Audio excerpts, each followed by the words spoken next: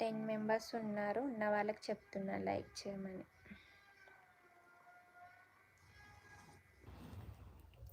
ఇంకా ఏంటి,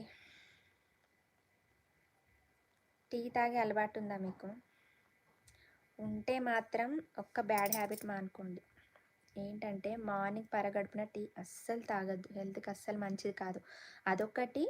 ఇంకొకటి పాలను డైరెక్ట్ పాలల్లో వేడి చేసి, టీ పొడేసి, షుగరేసి అలా టీ అస్సలు తాగొద్దు. జాస్తి ప్రదీప్ కురాన్ సెడ్ హాయ్. హాయ్.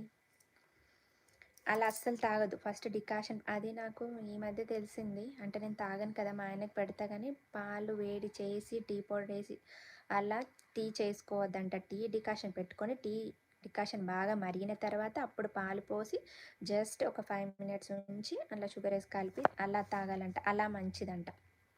డైరెక్ట్ పాలను వేడి చేయొద్దంట. అదొకటి. మళ్ళీ చాలామంది ఏం చేస్తుంటారో తెలుసా? మా అమ్మ లాంటి వాళ్ళు, మా అమ్మ ఒకప్పుడు చేసేదిలే. మా అమ్మ లాంటి వాళ్ళు ఇంకా ఆంటీలు అట్లా ఉంటారు కదా!